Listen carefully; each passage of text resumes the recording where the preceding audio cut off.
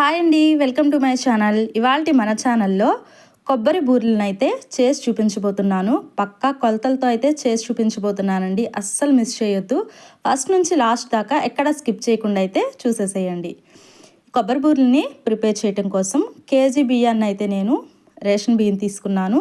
ముందు రోజే నేను నానబెట్టుకున్నానండి. కరెక్ట్గా ఇది 12 గంటలు అయితే నానబెట్టుకున్నాను. కనీసం 10 గంటలైనా నానబెట్టుకోవాలండి. ఎంత నానితే పిండి అంత ఒదిగిస్తుందనమాట. శుభ్రంగా కడిగి ఆ తర్వాత ఒక వడగిన్నెలో వడపోసుకున్నాను. దీనిలో తడెక్కడా లేకుండా ఒక క్లాత్ మీద అయినా సరే పరుచుకుని దాని మీద వేసుకున్న తర్వాత చక్కగా పొడి పొడిలాడుతూ ఉన్నప్పుడు పిండి మరికి పంపించేసేసుకోవచ్చు. లేదా మిక్సీలో అయినా సరే ఆడించేసేసుకోవచ్చు అండి. నేనైతే ఇక్కడ ఎక్కువ క్వాంటిటీతో తీసుకున్నాను కాబట్టి 1 కేజీ బియ్యం అయితే మెత్తగా పిండి పట్టించి పక్కన పెట్టాను. ఇప్పుడు కేజీ బియ్యానికైతే నేను 50 రూపాయలండి ఈ కొబ్బరి చిప్ప అనమాట. పెద్దదే వచ్చిందనమాట. మరీ చిన్న సైజు తీసుకుంటే కనుక 2 కొబ్బరికాయలు తీసుకోవచ్చు. పెద్ద సైజులో తీసుకుంటే 1 కొబ్బరికాయ తీసుకుని దీన్ని మెత్తగా గ్రైండ్ చేసుకున్నానండి. ఈ కొబ్బరి అంతా తీసేసి ఆ తర్వాత ఇక్కడ బెల్లం చూపిస్తున్నాను చూడండి.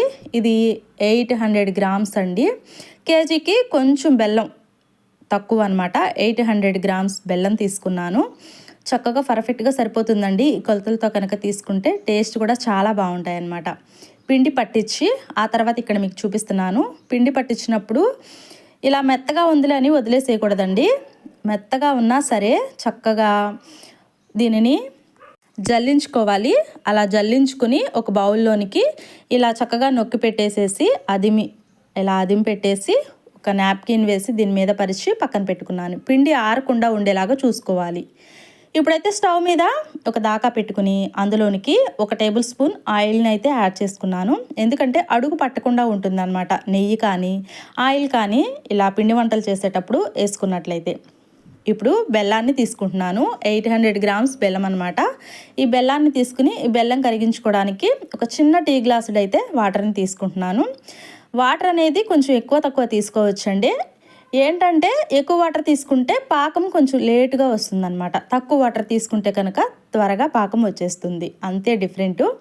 చక్కగా ఈ బెల్లాన్ని కంప్లీట్గా కరిగించేసుకోవాలి. పాకం ఏం అవసరం లేదండి. ఇలా బెల్లాన్ని కరిగించుకుంటే సరిపోతుంది. ఇలా కరిగించుకున్న బెల్లాన్ని ఫిల్టర్ చేసుకుంటున్నాను. ఎందుకంటే ఈ రోజులను బట్టి బెల్లంలో ఎక్కువగా రాళ్ళు ఉండే ఛాన్సెస్ ఎక్కువ ఉంటుంది కాబట్టి ఫిల్టర్ చేసేసుకున్నాను అనమాట. దాకాని ఒకసారి నీట్గా శుభ్రంగా క్లీన్ చేసి ఈ బెల్లం సిరప్ని మళ్ళీ దీనిలోకే యాడ్ చేసేసాను. ఇప్పుడైతే పాకం వచ్చేంత వరకు బెల్లం సిరప్ని మరిగించుకోవాలి. చూసారు కదా, చక్కగా ఇలా తిప్పుకుంటూ కలుపుకుంటూ ఉండాలన్నమాట. ఈ బెల్లం సిరప్ పాకం వస్తుందనే సిగ్నేచర్ మీకు ఎలా తెలుస్తుందంటే నొరగగా ఫామ్ అవుతుంది. ఇక్కడ మీకు చూపిస్తున్నాను, దగ్గరకు చూడండి. ఈ విధంగా రావాలన్నమాట. ఇలా వస్తే కనుక పాకం దగ్గర పడుతున్నట్టు. అప్పుడైతే ఒక గిన్నెలోనికి వాటర్ తీసుకుని పాకాన్ని అయితే చెక్ చేసుకోండి. కొద్దిగా దీనిలోకి వేస్తే చూడండి, ఇది పాకం వేశాను. ఈ పాకం అనేది ఇలా తీస్తే చేత్తో రావాలండి. ఇప్పుడు రాకుండా వాటర్లో కలిసిపోతుంది. చేతికేమో రావట్లేదన్నమాట. ఇంకా పాకం అయితే దగ్గర పడలేదు. మరొకసారి ఇది మొత్తం కలిపేసేసుకుని ఇందులోనికి 2-3 ఇలాచీలు మంచి ఫ్లేవర్ కోసం అయితే యాడ్ చేసుకుంటున్నాను అనమాట. మీరు కావాలి అంటే దంచి లేదా మిక్సీలో వేసుకునే యాడ్ చేసుకోవచ్చు. నేను ఇలా డైరెక్ట్గానే వేసేసానండి. మరొకసారి అయితే చెక్ చేస్తున్నాను పాకం అనేది. చూడండి, మరీ అంత గట్టిగా రాయిలాగా రావాల్సిన అవసరం ఏమీ లేదు.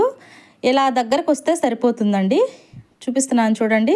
ఇలా చేత్తో మొత్తం దగ్గరికి కలిపితే దగ్గరకు రావాలి. ఇలా తీస్తే చేతిలోకి రావాలన్నమాట. ఇలా వస్తే సరిపోతుంది. ఇప్పుడైతే పాకం కరెక్ట్గా ఉన్నట్లు బూరెలకైతే. ఇప్పుడైతే ఇందులోనికి కొబ్బరిని అయితే యాడ్ చేసుకుంటున్నాను. ముందుగా మిక్స్ చేసి పెట్టుకున్న కొబ్బరిని దీనిలోకి యాడ్ చేసుకున్నాను అనమాట. ఈ కొబ్బరిని వేయటం వల్ల పాకం ఏమీ చెదరదండి, కరెక్ట్గానే ఉంటుంది. చక్కగా ఈ కొబ్బరిని అంతటిని మంచిగా ఉడికించుకోవాలి. కనీసం ఒక 12 నిమిషాలైనా సరే నిదానంగా ఉడికించుకోవాలి. ఈ కొబ్బరి వేసిన తర్వాత ఒకటి గుర్తుపెట్టుకోండి, అడుగు పట్టకుండా ఇలా కలుపుకుంటూనే ఉండాలండి. ఎక్కడన్నా ఒకసారి కనుక ఆదమరిచామా అడుగు పట్టేస్తుంది. బూరెలు అనేది ఒక కాటు స్మెల్ వచ్చేస్తుంది అనమాట. అలా కాకుండా చక్కగా ఈ విధంగా కలిపేసుకుంటూ ఉండాలి. ఇలా ఒక 12 నిమిషాలు కలుపుకున్న తర్వాత 1-2 టేబుల్ స్పూన్ల దాకా నెయ్యిని యాడ్ చేసి మంచిగా ఇదంతా కలిపేసేసుకోవాలి. నెయ్యిని యాడ్ చేసుకోవటం వల్ల బూరెలు మంచి సువాసన వస్తాయి, టేస్ట్ కూడా చాలా బాగుంటాయండి, శుతి మెత్తగా చాలా బాగుంటాయి అన్నమాట. ఇలా పాకం వచ్చేసేసిన తర్వాత ఇందులోనికి పక్కనే పెట్టుకున్న తడి బియ్య పిండిని దీనిలోకి యాడ్ చేసుకోవాలి. ఒక్కసారి పోసేసుకొనే కూడదండి. ఇక్కడ నేను వీడియోలో చూపిస్తున్న విధంగా ఇలా విదరాలుస్తున్నట్లుగా వేసుకుని చక్కగా కలిపేసేసుకోవాలి. ఒక చేత్తో వేసుకుంటూ మరొక చేత్తో కలిపేసేసుకోవచ్చు, ఇంకొకరి అవసరం కూడా లేదండి. ఈజీగా చేసేసుకోవచ్చు, చాలా ఈజీగా. చక్కగా ఈ పిండి ఎప్పుడైనా సరే పిండి పట్టించేటప్పుడు బియ్యం కొంచెం ఎక్కువే వేసుకోండి. ఎందుకంటే ఎక్కువ తక్కువ అయినా కానీ కొంచెం పిండి కలుపుకునేటప్పుడు అడ్జస్ట్ చేసుకోవచ్చు. చక్కగా ఈ విధంగా కలిపేసుకున్న తర్వాత దీని మీదకి 1-2 టేబుల్ స్పూన్లు నెయ్యి వేసి ఇదంతా స్ప్రెడ్ చేసేసి కనీసం ఒక 10 నిమిషాలు పక్కన పెట్టుకోండి. అలా పక్కన పెట్టుకుంటే చక్కగా గట్టి పడుతుందండి మంచిగా. ఆ తర్వాత ప్రిపేర్ చేసేసుకోవచ్చు. ఒక 10 నిమిషాల తర్వాత అయితే నేను ఇక్కడ మీకు చూపిస్తున్నాను. ఆయిల్ పేపర్ కానీ బటర్ పేపర్ కానీ తీసుకుని మనకు నచ్చిన సైజులో బూరిని ప్రిపేర్ చేసుకోవడమేనండి. స్టవ్ మీద ఒక కళాయి పెట్టుకుని డీప్ ఫ్రైకి సరిపడా ఆయిల్ తీసుకుని ఇక్కడ నేను ఒక చిన్న బాల్ లాగా వేసాను అనమాట. ఎందుకంటే టెస్ట్ చేస్తున్నానండి. ఇలా బాల్ వేసినప్పుడు ఇందులోనికి పొంగుతూ రావాలి. అలా వస్తే పర్ఫెక్ట్గా వచ్చినట్లేనమాట. కొద్ది కొద్దిగా తీసుకుని ఇలా చక్కగా ఉండల్లాగా ప్రిపేర్ చేసుకుని ఇలా నొక్కిపెట్టు చేసుకోవాలన్నమాట. ఇలా చేస్తే మరీ అంత పలచగా చేయకూడదండి, మరీ అంత లావుగా కూడా చేయకూడదు. ఇలా బూరి సైజు ఎంత సైజు ఉండాలో అంత సైజు చేసి చక్కగా దీనిలోకి వేసి వేయంగానే పొంగుతూ రావాలన్నమాట.